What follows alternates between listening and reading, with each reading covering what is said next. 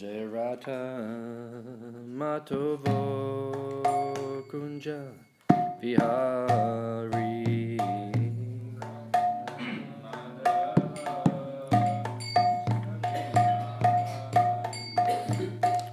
Rata Matovo Kunja Vihari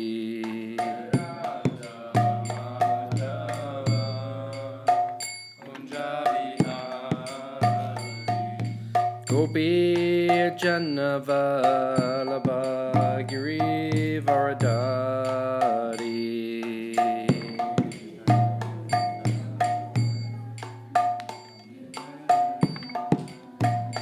Jaya Gopi Janavalabha Giri Varadari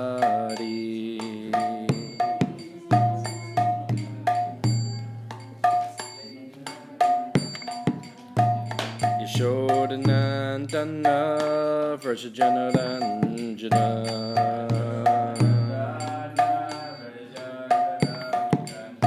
Yashodanandana Vrajajanaranjana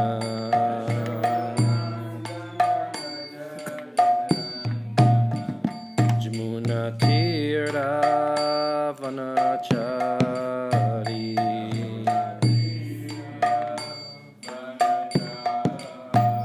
Jamuna Tira Vanachari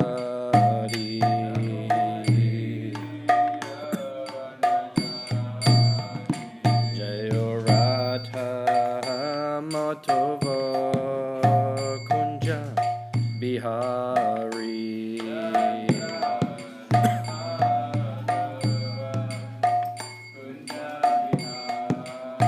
Jayo Radha Matova Kunja Bihari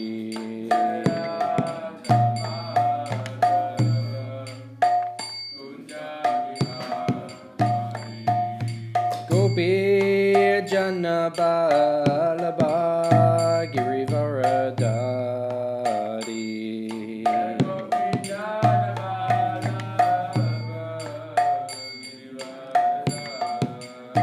Jayo Gopi Janavalabha Girivaradari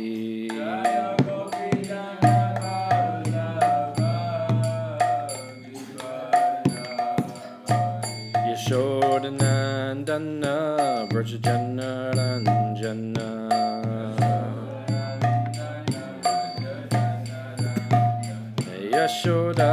Yashodanandana Vrajajanaranjana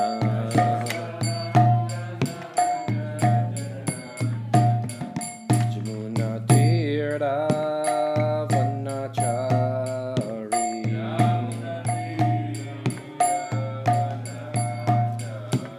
Jamuna Tira Vanachari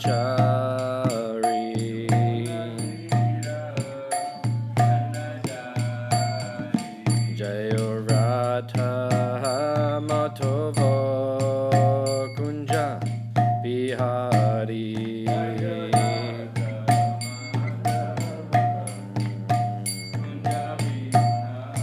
Jayo Radha Matova Kunja Bihari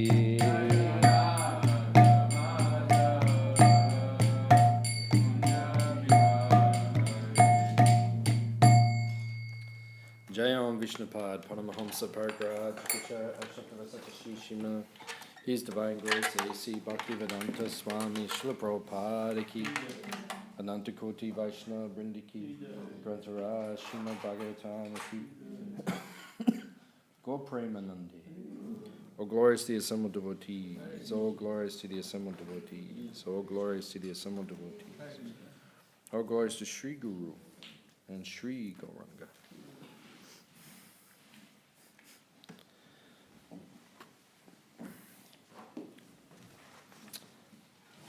Narayanam namaskritya naram cheva narottamam devim saraswatim vyasam tato jayam udirayat. That's in front of Prabhupada. Has to be to the side or something. You can put it over here maybe. On the other side of Prabhupada. Om Namo Bhagavate Vasudevaya. Om Namo Bhagavate Vasudevaya. Om Namo Bhagavate Vasudevaya. Reading from Srimad Bhagavatam, canto 3, chapter 32, chapter entitled Entanglement in Fruitive Activities. Text number 34 to 36. Kriyaya kratubir danais tapasvajaya marshanai Atmendriya jayenapi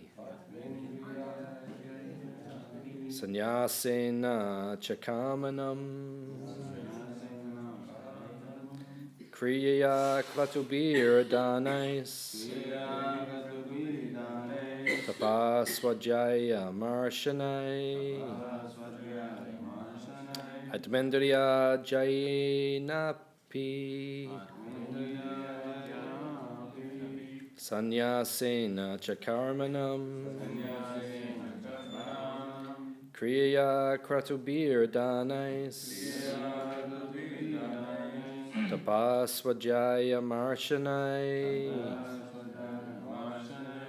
Atmendriya jayenapi Sanyasena chakarmanam Sanyasena chakarmanam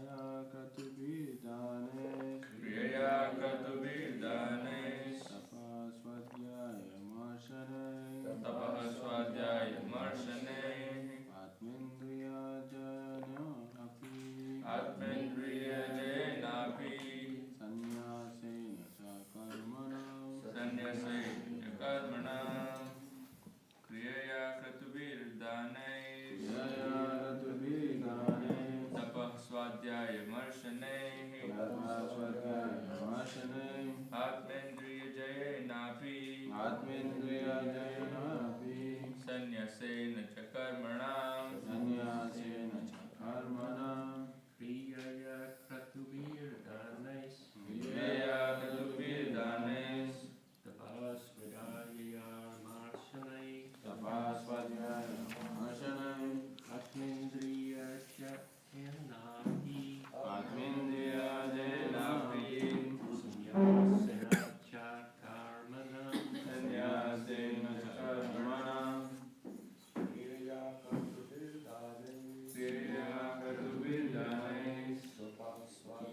Atmendriya jayenapi Sanyasena chakarmanam Sanyasena chakarmanam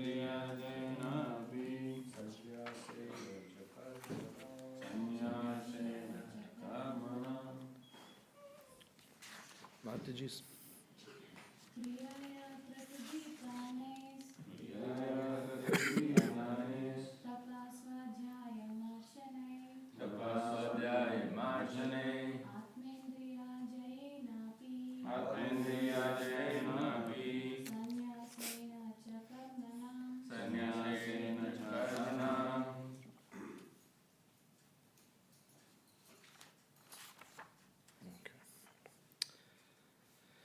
Kriyaya, by fruitive activities.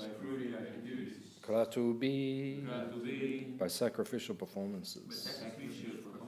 Danai, by charity.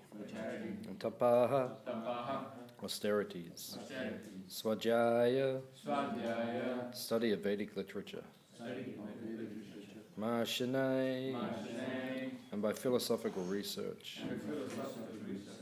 Atma Indriya Jayena, by controlling the mind and senses. Api,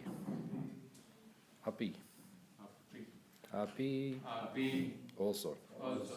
Sanyasena, by renunciation.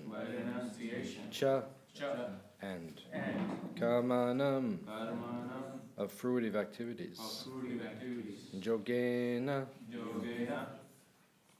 actually that's where this is 2 more verses. Translation and purport by His Divine Grace A.C. Bhaktivedanta Swami Srila Prabhupada. By performing fruitive activities and sacrifices, by distributing charity, by performing austerities, by studying various literatures, by conducting philosophical research, by controlling the mind, by subduing the senses, by accepting the renounced order of life, and by performing the prescribed duties of one's social order, by performing the different divisions of yoga practice, by performing devotional service, and by exhibiting the process of devotional service containing the symptoms of both attachment and detachment, by understanding the science of self-realization and by developing a strong sense of detachment. One who is expert in understanding the different processes of self-realization realizes the Supreme Personality of Godhead as He is represented in the material world as well as in transcendence. Purport. There's a long purport. As it is stated in the previous verse, one has to follow the principles of the scriptures. There are different prescribed duties for persons in the different social and spiritual orders. Here it is stated that performance of fruitive activities and sacrifices and distribution of charity are activities meant for persons who are in the household order of society. There are 4 orders of the social system: Brahmacharya, Grihastha, Vanaprastha, and Sannyas. For the Grihasthas or householders, performance of sacrifices, distribution of charity, and action according to prescribed duties are especially recommended. Similarly, austerity, study of the Vedic literature, and philosophical research are meant for the Vanaprasthas, or retired persons. Study of the Vedic literature from the bona fide spiritual master is meant for the Brahmachari or student. Atmendriya Jaya, control of the mind and taming of the senses, is meant for persons in the renounced order of life. All these different activities are prescribed for different persons so that they may be elevated to the platform of self-realization and from there to Krishna consciousness, devotional service. The words Bhakti Yogena Chaiva Hi mean that whatever is to be performed as described in verse 34, whether yoga or sacrifice or fruitive activity or study of Vedic literature or philosophical research or acceptance of the renounced order of life, is to be executed in Bhakti Yoga. The words Chaiva Hi, according to Sanskrit grammar, indicate that we must perform all these activities mixed with devotional service, otherwise such activities will not produce any fruit. Any prescribed activity must be performed for the sake of the Supreme Personality of Godhead. It is confirmed in Bhagavad Gita 9:27, Yat karoshi, yat ashnashi, whatever you do, whatever you eat, whatever you sacrifice, whatever austerities you undergo, and whatever charities you give, the results should be given to the Supreme Lord. The word eva is added, indicating that one must execute activities in such a way. Unless one adds devotional service to all activities, he cannot achieve the desired result. But when Bhakti Yoga is prominent in every activity, then the ultimate goal is sure. One has to approach the Supreme Personality of Godhead, Krishna, as it is stated in Bhagavad Gita. After many, many births, one approaches the Supreme Person, Krishna, and surrenders unto him, knowing that he is everything. Also in Bhagavad Gita, the Lord says, Bhaktaram Jagatapasam. For anyone who is undergoing rigid austerity or for anyone performing different kinds of sacrifices, the beneficiary is the Supreme Personality of Godhead. He is the proprietor of all planets, and he is the friend of every living soul. The words Dame, No, Baya, and Chihena mean that the Bhakti Yoga process contains 2 symptoms, namely attachment for the Supreme Lord and detachment from all material affinities. There are 2 symptoms of advancement in the process of devotional service, just as there are 2 processes taking place while eating. A hungry man feels strength and satisfaction from eating, and at the same time, he gradually becomes detached from eating anymore. Similarly, with the execution of devotional service, real knowledge develops and one becomes detached from all material activities.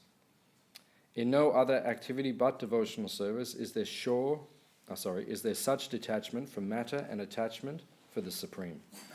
There are 9 different processes to increase this attachment to the Supreme Lord: hearing, chanting, remembering, worshipping, serving the Lord, making friendship, praying, offering everything, and serving the lotus feet of the Lord.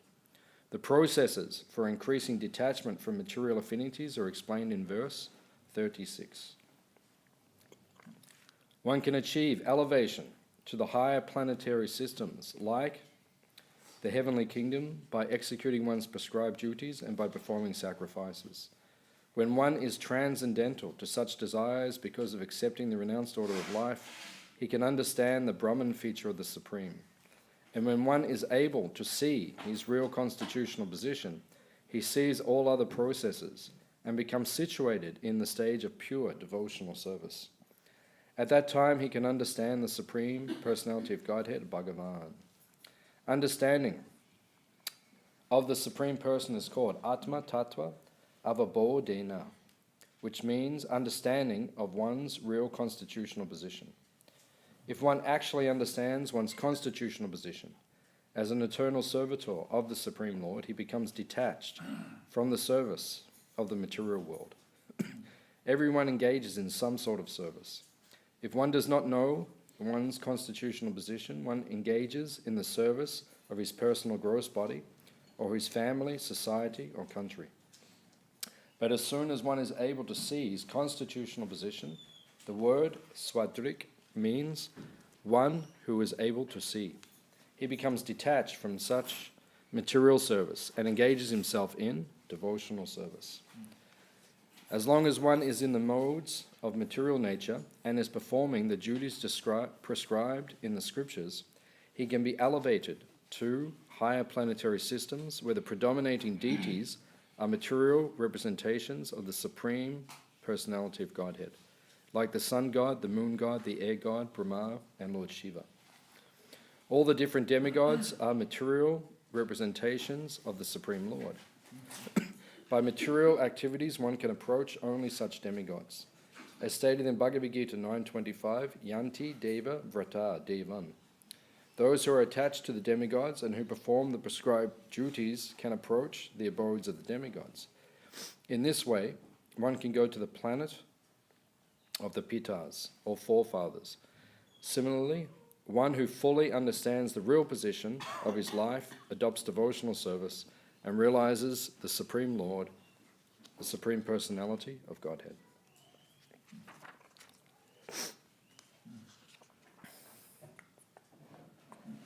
Maybe let's come forward just a little bit, just so if our other devotees come, they'll be here.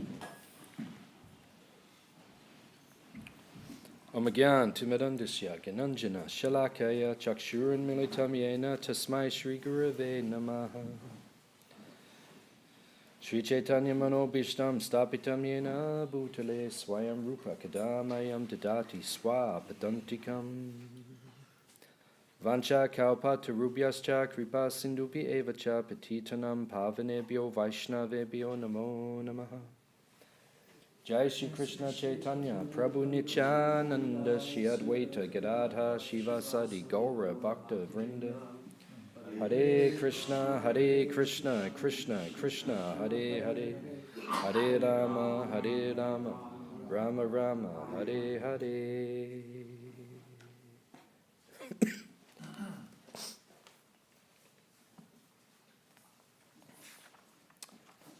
So we're getting close to the end of the third canto of the Bhagavatam. So the Bhagavatam is like a deity, which means that canto 1 and 2 represent the lotus feet of the Lord. Actually, Prabhupada says in canto 2, he says that if we are still attached to illicit sex, then we should not study further than canto 1 and 2, because they are the foundational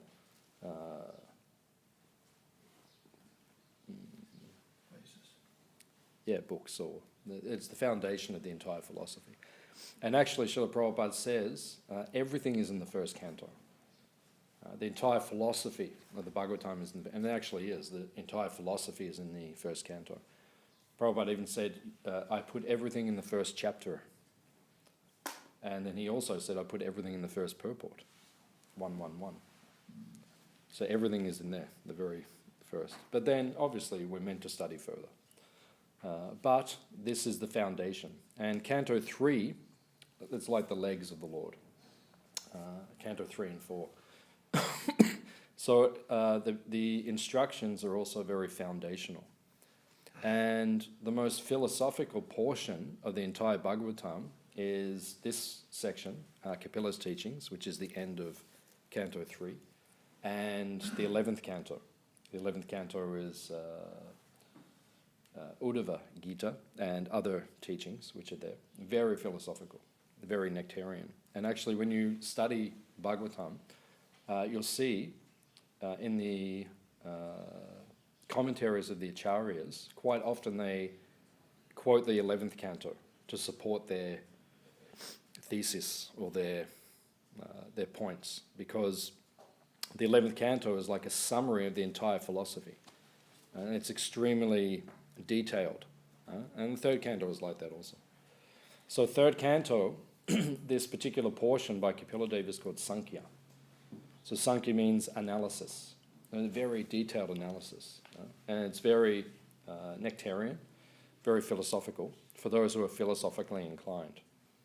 Some people find it very hard going.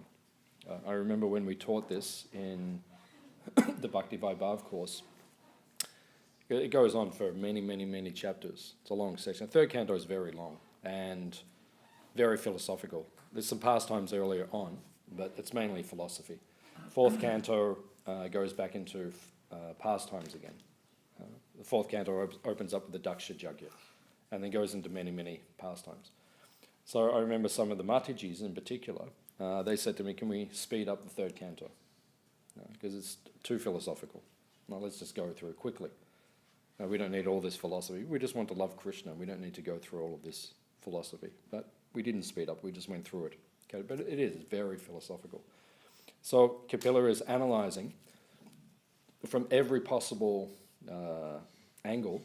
He's analysing the nature of the material world, the nature of the spiritual world, the nature of devotional service. Very philosophical analysis, very deep analysis. But the conclusion is, as Prabhupada is pointing out in this purport, the conclusion is to understand devotional service. If you study and study and study all the literatures, but you don't understand the process of devotional service, or the goal of life is to serve Krishna, then you have not understood anything. You haven't come to the Veda Sara, or the essence of the entire point. Just like in the pastimes of Chaitanya Mahaprabhu, in the Chaitanya Bhagavat, there's one scholar. His name was Devananda Pandit. So you probably know the pastime of Devananda Pandit. He was a great scholar. These scholars were so powerful, he had memorized the entire Srimad Bhagavatam. And probably not just the Bhagavatam, but other Vedic literatures also. The Bhagavatam is the most important of all the Vedic literatures. If you go back through history, Vedic history, and even Vaishnava history, recent history, you'll see that the Srimad Bhagavatam has more commentaries written on it than any other Purana. There's several other Puranas, only a few, where there are commentaries. Most of the Puranas don't even have commentaries. The Bhagavatam has multiple commentaries. And Prabhupada, when he was translating, commenting on the Bhagavatam, he had one book which contained 12 commentaries, which he would refer to before he would write his Bhaktivedanta purports.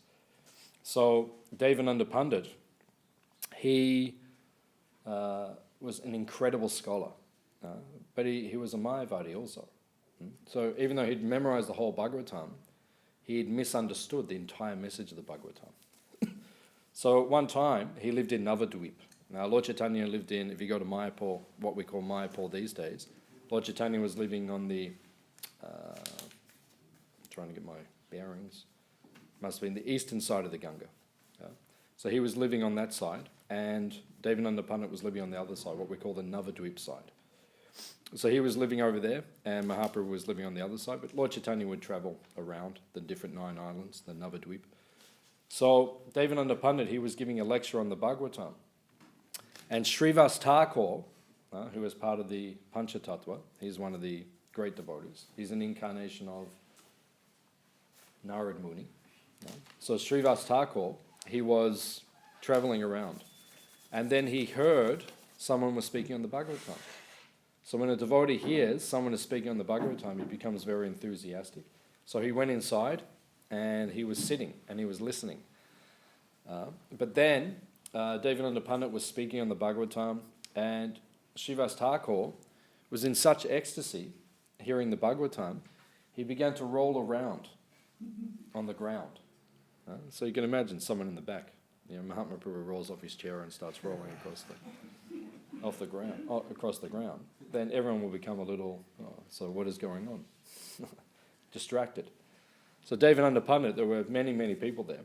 And Devananda Pandit, he saw someone's rolling around at the back and very distracting for him. So he said, who is that? He said, remove him. So some people grabbed Srivas Thakur and took him out. Said, hey, go away, you're creating disturbance. So Devananda Pandit could not understand the position of Srivas Thakur. Srivas Thakur was a pure devotee. And when a pure devotee hears Bhagavatam, Romancha Kampashru Taranga Bhajo, then tears will come from the eyes, the hairs will stand on end, the body will begin to quiver. If you have that kind of realization, then when you hear the Bhagavatam, you will have ecstatic symptoms. Just like Srila Prabhupada himself, there were occasions, maybe 3 or 4 times recorded, when Srila Prabhupada would just be chanting Jai Radha Madhava before Bhagavatam class, and he would become stunned, and tears would fall from his eyes, and he was showing these transcendental ecstasies, Ashta Sattvika bhavs. They were manifesting in his personality. So a very advanced devotee may display these symptoms when he's hearing the Bhagavatam. So Srivas Thakur was taken out, and then he felt some pain in his heart. Some offense was committed. Srivas Thakur, normally devotees are very tolerant, but he felt very upset. He felt hurt. So he went away. So then later on, Nimai Pandit became Sri Chaitanya. He became the great teacher. Nimai Pandit, well, not before he became Sri Chaitanya, even before he took sannyas, but he became a great devotee. He went to Gaya, received initiation from Ishwara Puri, and then Nimai Pandit became a great devotee. So then he would travel around Navadvip with the devotees, because he became the topmost Vaishnava. So he was traveling around, he was walking down the road with his followers, Lord Chaitanya. And Devananda Pandit was walking also with his followers in the opposite direction. But then when Lord Chaitanya saw him, he said, you, Devananda, he said, you have committed a great offense to Srivas Thakur. You will not receive my mercy. And Lord Chaitanya turned and he walked the opposite direction. And Devananda Pandit, something happened, even though he was a Mayavadi at the time, but something happened within his consciousness. He realized, something struck him, and he realized that I've committed a great offense to this personality. And something changed in his heart, some bhakti sprouted in his heart just by Lord Chaitanya's darshan. So Lord Chaitanya went away, he took sannyas and he left. He went to Jagannath Puri. But then he was based in Puri, but he sent his devotees out to preach. He himself came back through that direction, through Bengal again. But then he sent Nityananda Prabhu and other great devotees like Vakreshwara Pandit. So if you read Chaitanya Charitamrita, you hear that Vakreshwara Pandit was one of the great kirtan leaders in Lord Chaitanya's Sankirtan movement. And it's said that he could dance non-stop in kirtan for 72 hours. So he would just dance and dance in ecstasy. And it said that he would spin like a firebrand. Like Lord Chaitanya would also do this. They would just spin. And when they were spinning, you couldn't even see their body. It was just spinning so quickly. Just in ecstasy of kirtan. And Lord Chaitanya said about Vakreshwara Pandit, he said, if I had another wing like Vakreshwara, I could fly. He was such a beautiful dancer. He was one of the only people who could you could say, keep up with Lord Chaitanya himself, Nityananda Prabhu and Advaita Prabhu and a few of the others. So he would dance it. So he came back to Navadvip and he was dancing during Sankirtan. And wherever he would dance, people would just gather around. So he came towards Navadvip where Devananda Pandit was living, and a big crowd were around him, and it would say in Chaitanya Charitamrita, it describes, Lord Chaitanya would leap into the air, and then his body would crash to the ground. And it said when he was dancing in ecstasy, and it said that when he crashed to the ground, it would look externally like every bone in his body must have broken. He would hit the ground, and then he would get up again and then dance again. Not that Lord Chaitanya has bones, but that was the impression. So Vakreshwara Pandit was doing the same thing. He would dance and then he would crash to the ground, then he would get up. So Devananda thought, I'll offer some service to this great follower of Lord Chaitanya. So because he's a very influential person, he would go around with his stick, his danda, and he would keep everyone away so that he could dance properly. And then when he would fall to the ground, he would pick him up and he would brush the dust off of his body. So he was rendering some service. So finally, when Vakreshwara Pandit, when he finished his kirtan, then Devananda Pandit, he took him, he said, come to my house, I will feed you, I will look after you. So he went to the house of Devananda Pandit and he stayed with him. And then he was discussing Srimad Bhagavatam with Vakreshwara Pandit. And Vakreshwara Pandit said, please tell me, you're a great scholar, tell me about Srimad Bhagavatam. So Devananda Pandit explained Bhagavatam, but he was a Mayavadi. And Vakreshwara said, you've got it all wrong. You haven't understood the essence of the entire Bhagavatam. He said, then please teach me. Something changed in his heart. He became humble. That's why it says, Tadvidi pranipatena pradiprashnena sevaya. Unless you have the right mood, you cannot understand any of this.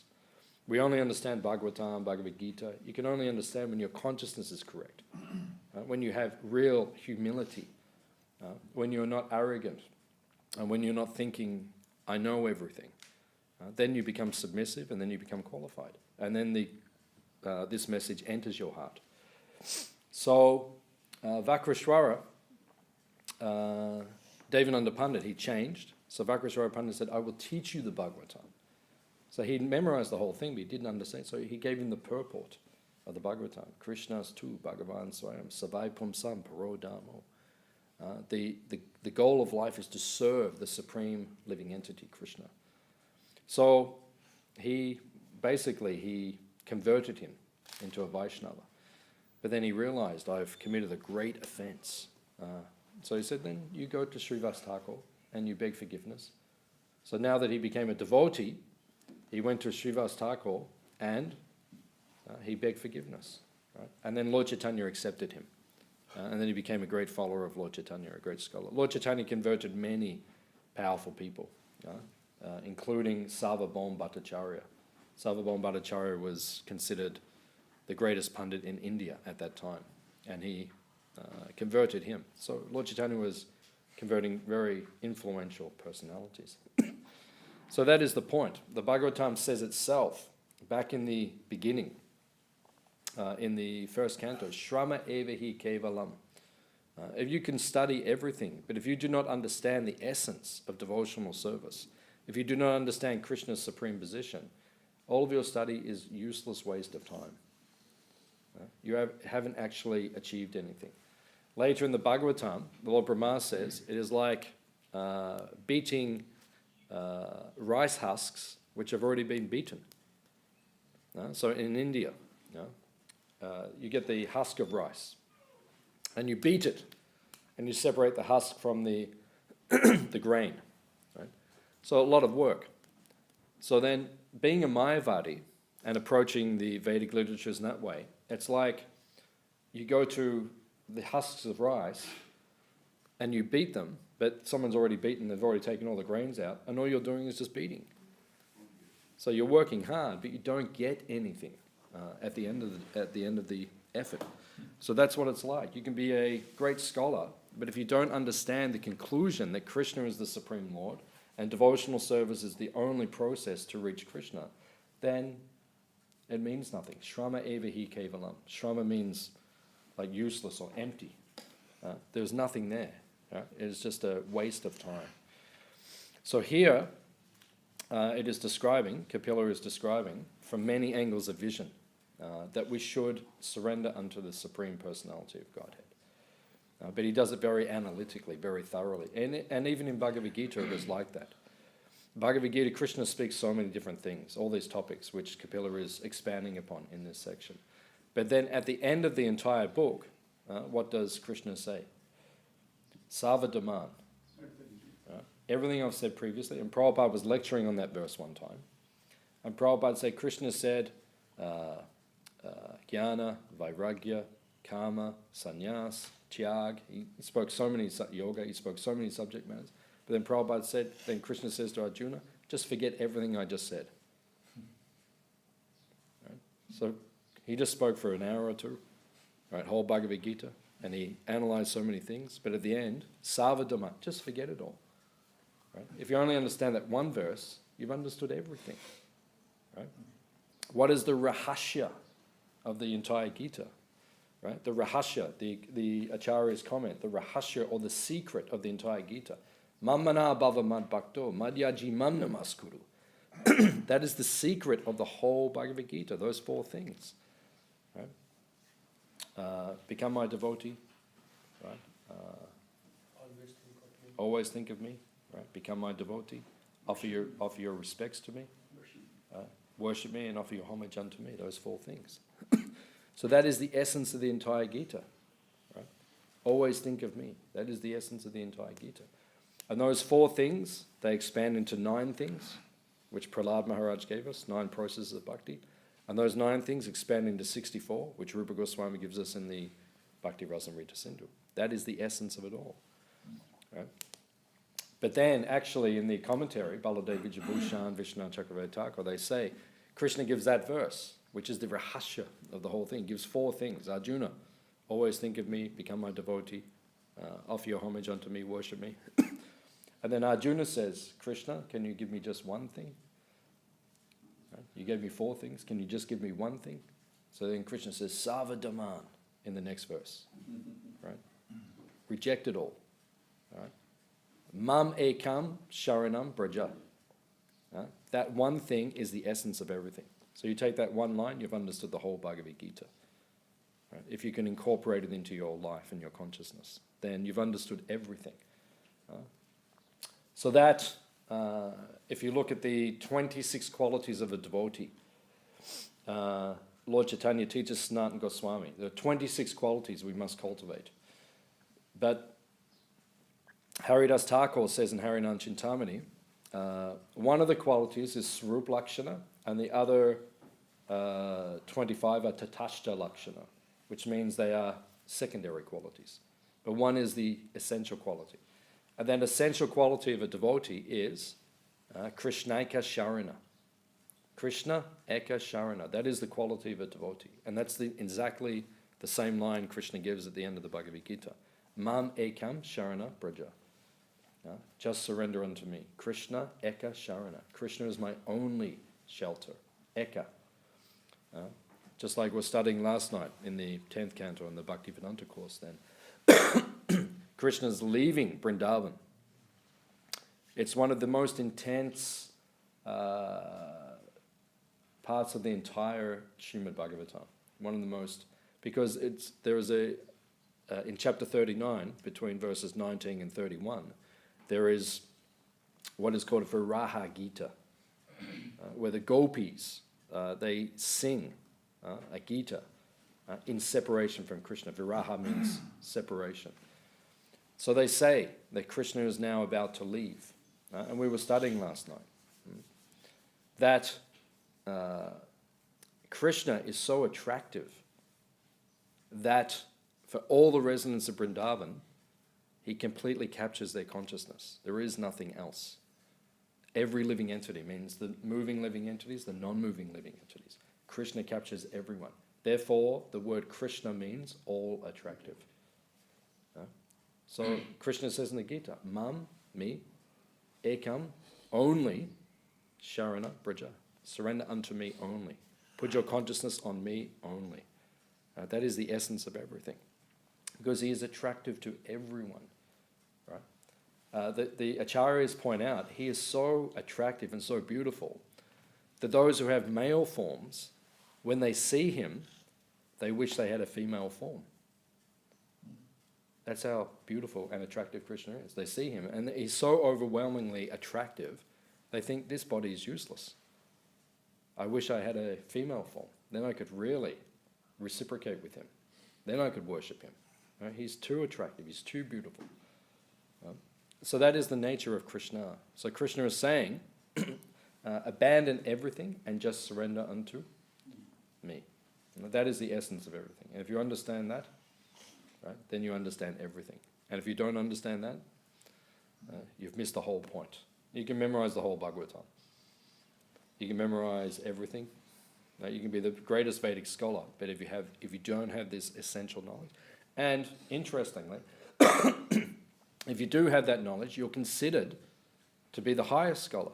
Lord Chaitanya went to South India, and we hear that he met that illiterate Brahmana. So he walked into the temple. Now, where was that? It was in South India. Was it the Adi Keshava temple? Or he was at one of the temples. Lord Chaitanya went there. He walked in, and there's one Brahmana, and he's studying the Bhagavad Gita. And he has tears coming from his eyes. And just by his countenance, his demeanor, just by his personality, then Lord Chaitanya, he saw this is not an ordinary devotee. When you're advanced, if we become advanced, just like when Lord Chaitanya and Ramananda Roy met for the first time, they could understand each other's level of consciousness. When Lord Chaitanya saw Ramananda Roy and Ramananda Roy saw Lord Chaitanya, they thought, okay, I understand. These two people are, when you're very advanced and you can see another person, you can understand this devotee is very advanced and you want to associate with that devotee. Sometimes because we're not advanced, we meet an advanced devotee, we don't realize their qualities or their attributes. We don't understand. But Lord Chaitanya, when he met this Brahman, he understood this is a pure devotee of Krishna. So Lord Chaitanya very humbly came and sat next to him. And he said, why are you crying? And he said, because my guru gave me the instruction, every day I have to read the Bhagavad Gita. But he said, the problem is I can't read. I'm, what they call it, dyslexic? Illiterate. Yeah, illiterate, or yeah. They can't read. And then Lord Chaitanya says, so what is moving you? And then he says, well, I see the picture on the front cover, right? And Krishna is driving the chariot of Arjuna, and I see God himself taking the position of the servant of his devotee. And he said, that affects my consciousness so much, it moves me so much, then tears come from my eyes. I cannot control myself. So therefore, Lord Chaitanya embraced him. Lord Chaitanya said, you are the greatest devotee. And factually here, because he understood everything. So it is not about our learning, or we can have so many other qualities. But if we're not surrendered and sold out 100% to Krishna, Shrama evahi kevalam, it's all a useless waste of time. Krishna is not impressed by anything material. We can't offer Krishna anything material. Prabhupada would point this out. There's nothing you have you can offer to Krishna that he's impressed with. What are you going to give him? Oh, Krishna, I'll give you $1,000. Oh, Krishna, I'll give you $2 million. Right? It doesn't impress Krishna. Krishna appreciates it. But it doesn't. How do you impress Krishna? Krishna owns the Shamantaka jewel. Krishna owns the Kaustubha Mani. Krishna owns Goloka Vrindavan. Right? And we give him, here's a couple of $1 million. He appreciates it. He appreciates the bhakti. It doesn't impress him. No. So there's nothing we can offer to Krishna which impresses him. Renunciation. Krishna, I'm a staunch brahmachari. I only look at the feet of Matajis. I don't even look them in the face. I'm so... Same pastime took place in Srivasangam, in Lord Chaitanya's nocturnal kirtans. Right? Lord Chaitanya was dancing and dancing with all the devotees. And then Lord Chaitanya stopped and he said, there is someone here who is not qualified. I'm not feeling prema tonight. Right? And he looked at Srivas Thakur. He said, is there someone here who is not qualified? And Srivas Thakur said, it happened 2 times actually. He said, yes, there is someone here. He said, who is here? He said, there's one brahmachari. Lord Chaitanya said, bring him. So he was hiding somewhere. They brought him. Lord Chaitanya said, he does not have prema. Why did you let him come into this kirtan? This is a prema sankirtan. And Srivas Thakur said, he's very qualified. He only drinks milk and eats fruit. Lord Chaitanya said, if I could go back to Krishna just drinking milk and eating fruit, I would be following that process. Tell him to leave. They took him out.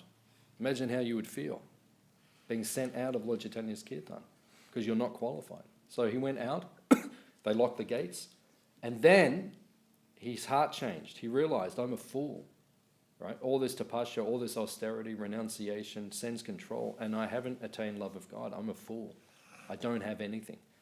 Right? And Lord Chaitanya said, go and get him now. Right? So they went and they said, hey Prabhu, come back. Right? He came back in and Lord Chaitanya said, dance with us. Because his heart changed. He developed softness and he developed prema. I love it. And then another time, Srivas Thakur's mother-in-law was hiding under a basket. Lord Chaitanya stopped the kirtan. And he said, who is here? And then they looked around, they lifted up the basket, and she's hiding under the basket. Srivas Thakur became very angry. He said, what are you in the Lord's kirtan, but you're not qualified? Once again. Right? Had to leave. And later on she was allowed to come back and participate. But if we're not qualified, we can't enter. So there's nothing material which can take us to Krishna. There's only bhakti.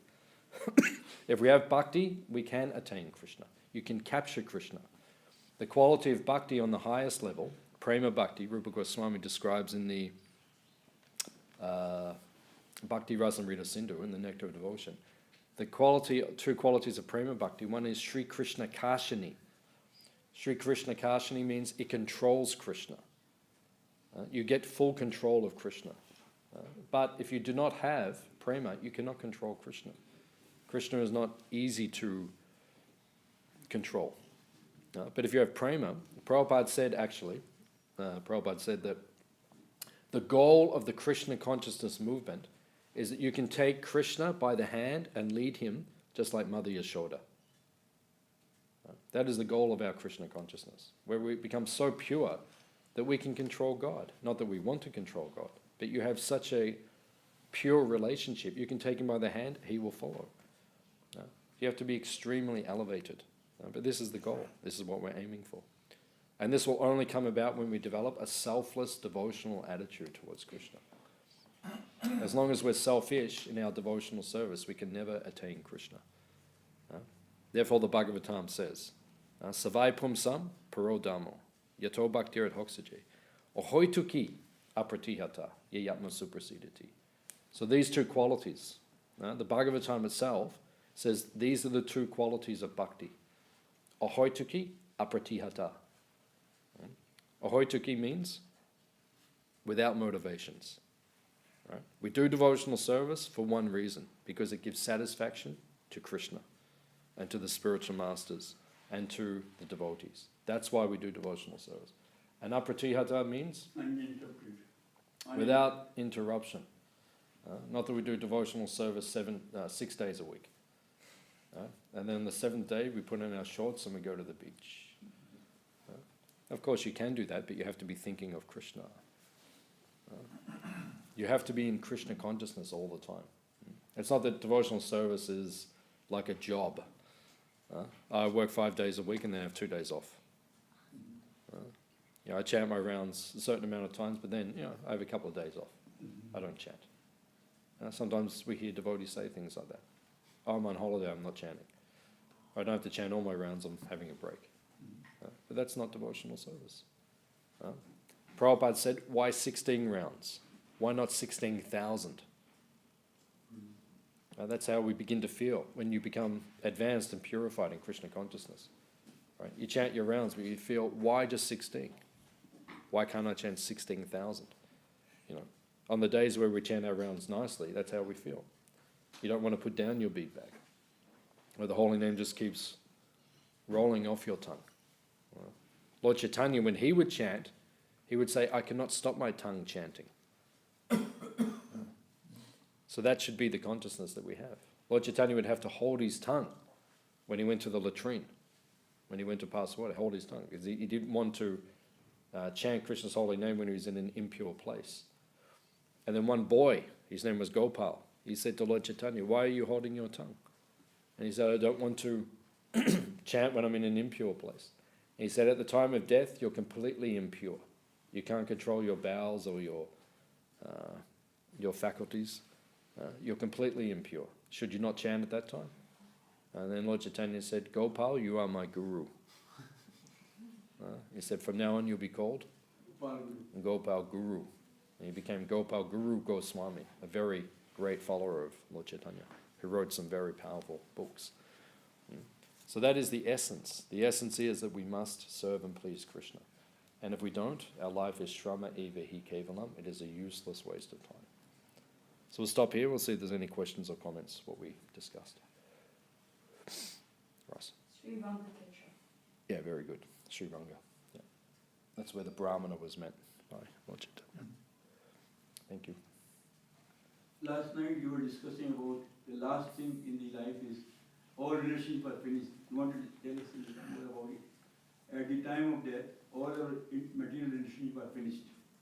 Only thing relationship will count is Krishna, what we have developed our love for Krishna. Did you want to say something about it? Yeah, well, that's the reality. Yeah, that's a nice point. We're discussing in the 10th canto last night that everything in this material world, every relationship, it fails us. And the Bhagavatam says, Atma sanyesh vasat swapi, asat.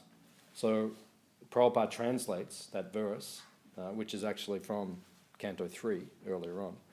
Prabhupada says that all the relationships we have in this world, Prabhupada says, are fallible soldiers. They're fallible. They will let us down. So at the end, nothing is there. Right? No one can protect you at the end. None of the relationships will endure. They all disappear. They dissipate. So therefore, the only relationship which we can cultivate is with Krishna and Krishna's devotees. And that is actually the essence of life. Because those relationships, they last. They are eternal relationships. Even like on the weekend, I spend time with my biological family, my material family. And it's nice, they're nice people, and nice, they have some devotional sentiments and that, but my real family is the devotees. I always feel like that. The real family is devotees, because these relationships, they last, and they're not based on the material. They're not based on your bodily relationship, but they're based on something real. They're based on your commitment to each other and your commitment to serving Krishna. And that's reality, that is sat. So therefore, the real relationships we have are with Krishna. So we have to cultivate that, because at the time of death, that one relationship is the thing that protects us.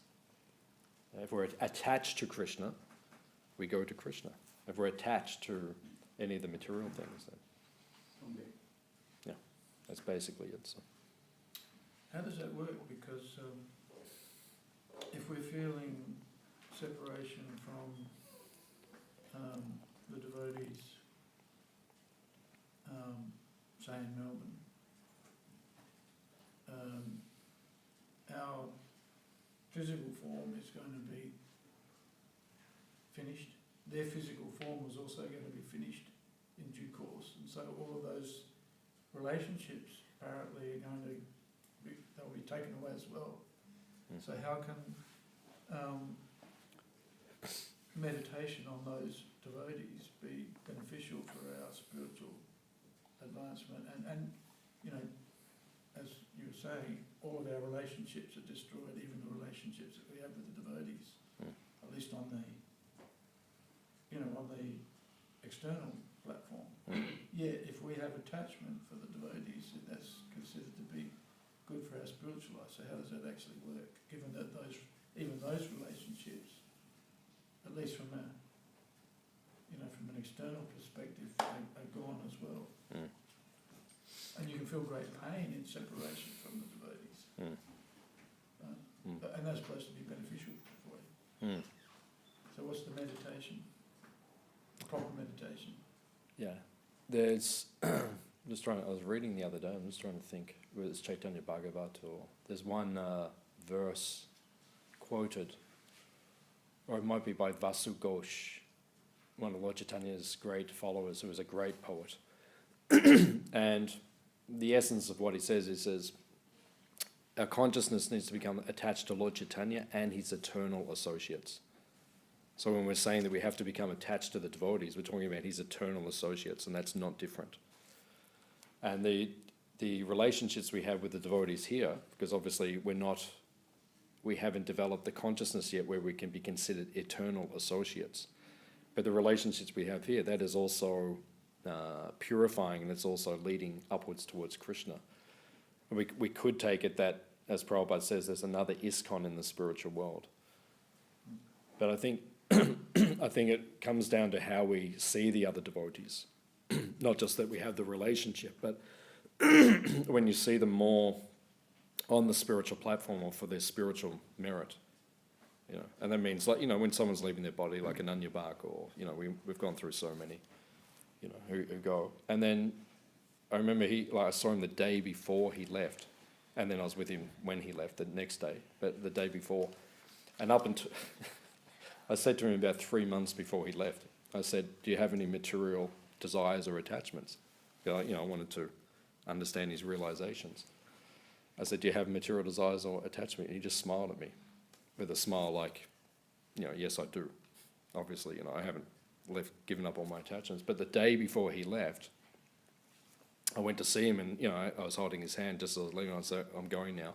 And he just gave me this look, and I could see it was all gone.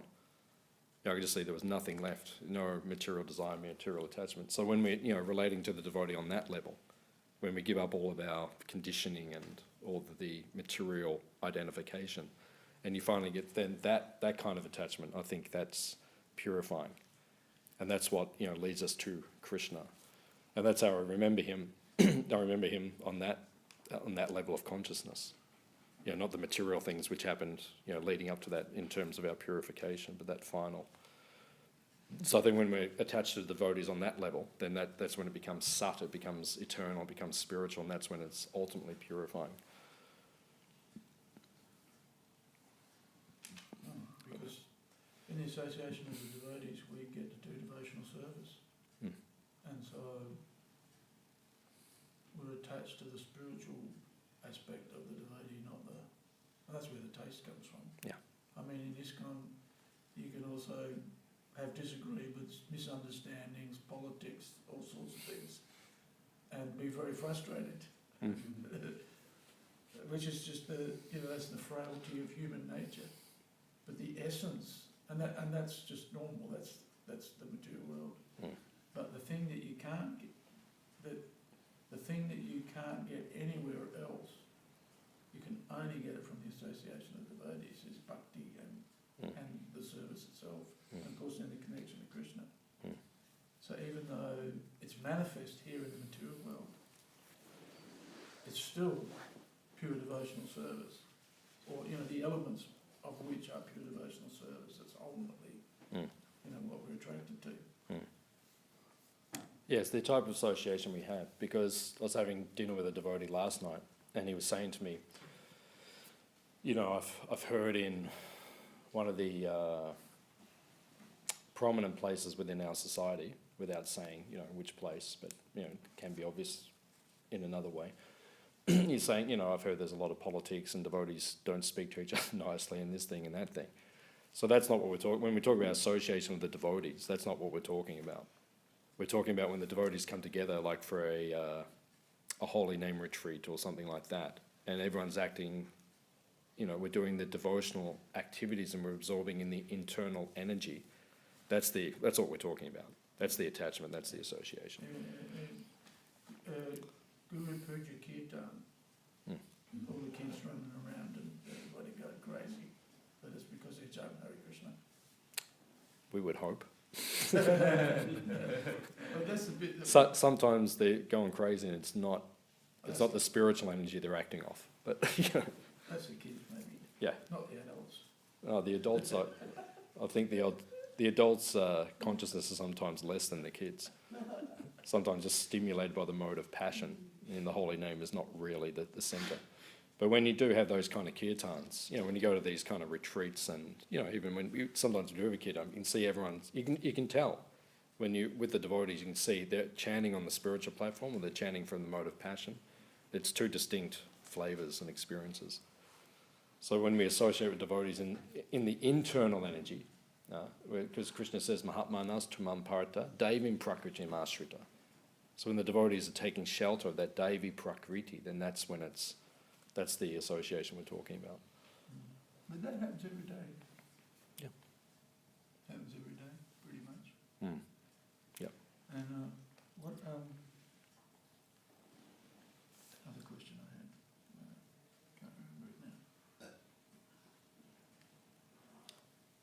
Does anyone else have any questions? What Prabhu's thinking? Prabhu, you mentioned about uninterrupted devotion service, and we should always engage our senses in devotion service.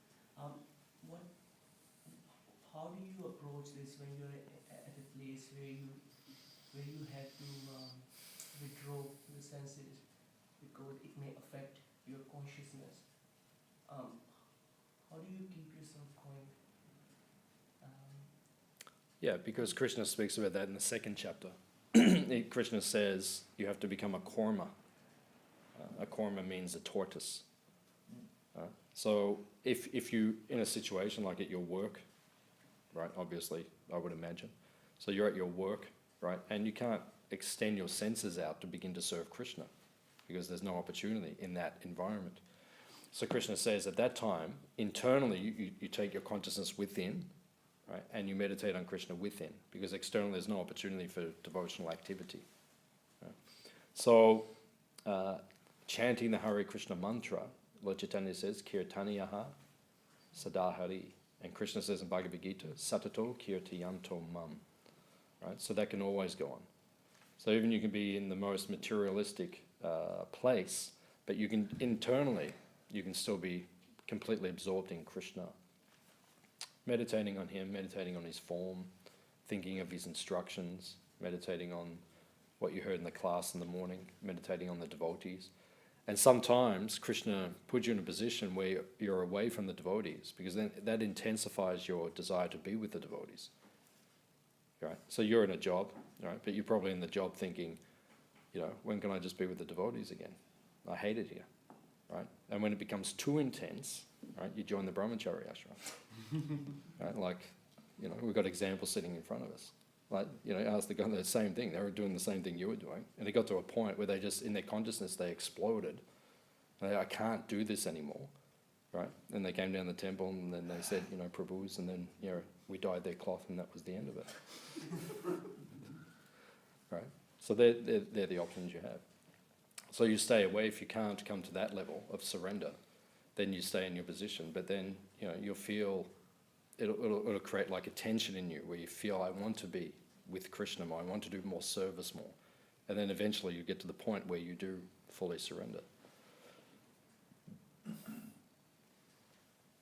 So you act like a korma, which means if you can't use your senses, you just go within. Like that. All of us have to go through that. I mean, sometimes you get on the plane, like I get on the plane to go to India or something. As soon as you get in there, it's just like, it's Maya Loka, Maya Central, right? And then, wherever you look now, there's just screens. Everyone's, 50 movies going simultaneously. And, so I just put my head down, open up, whichever book I'm reading, and just start to read on the way across. If I'm going to the Holy Dharma or something, then just absorb myself, right? And then, chant your rounds and try not to be distracted. It's difficult because you're in that situation where you have to go within, like that. One devotee, very good friend of mine, he was a brahmachari, young and fanatical. He probably wouldn't do it now, but, he was on the plane. Actually, I was sitting with Aniruddha Prabhu, and we were travelling to Calcutta, and he was sitting a couple of seats ahead of us by himself, like, because there's 4 seats, there's no one there, so he sat there. So he put on those... Mask. Yeah, the eye mask, so he had them on, and he was chanting his japa, so he wouldn't be distracted, and he was going... like this. Rupa Prabhu was sitting next to me. He said, go and tell him to be merciful to us. So I went over and I said, maybe you could be less attention receiving. So he, he calmed down a little bit and like, Krishna. So whatever you have to do to keep the distractions out. But you also have to be normal for the rest of the world. It was actually, I learned a good lesson when I was a new devotee. I'd only been a devotee 1 or 2 years. And I was up at Sydney, and the Brahmachari ashram in King's Cross, Darling Heads, it was around the corner. And I was a new devotee and very, fired up, very fixed, very, enthusiastic, but, fanatical. And then I was chanting my japa in the morning. We had, finished the morning program, and then we had breakfast, and then we came out, and I was waiting to go out on Sankirtan, book distribution like that. So I was chanting my japa.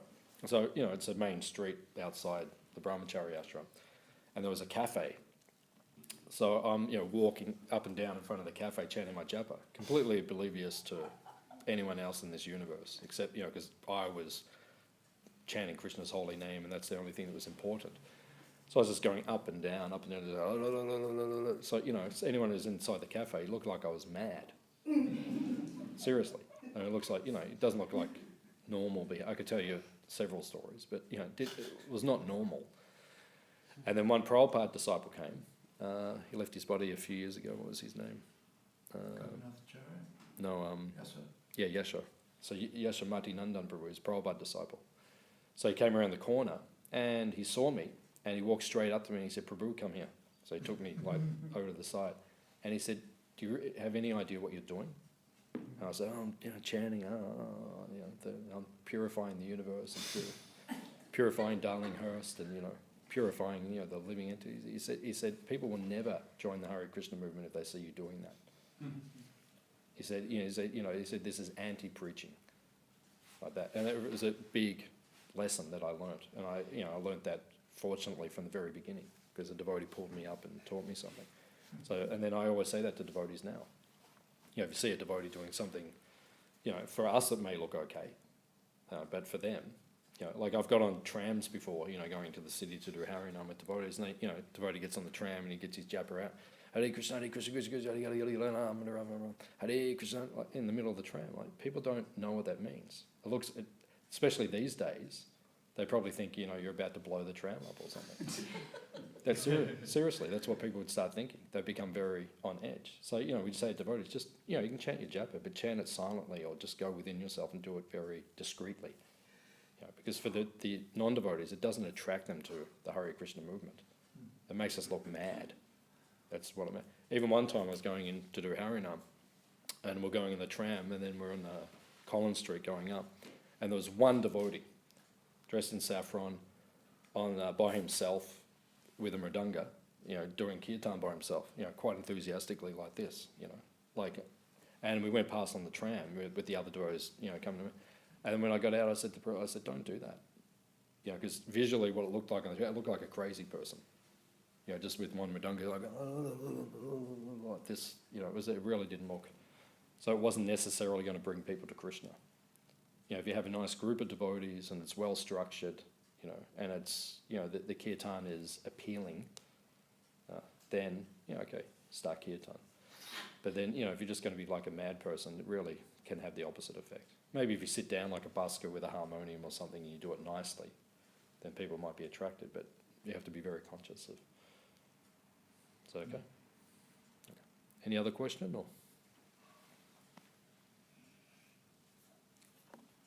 Okay. Srila Prabhupada ki? Yes.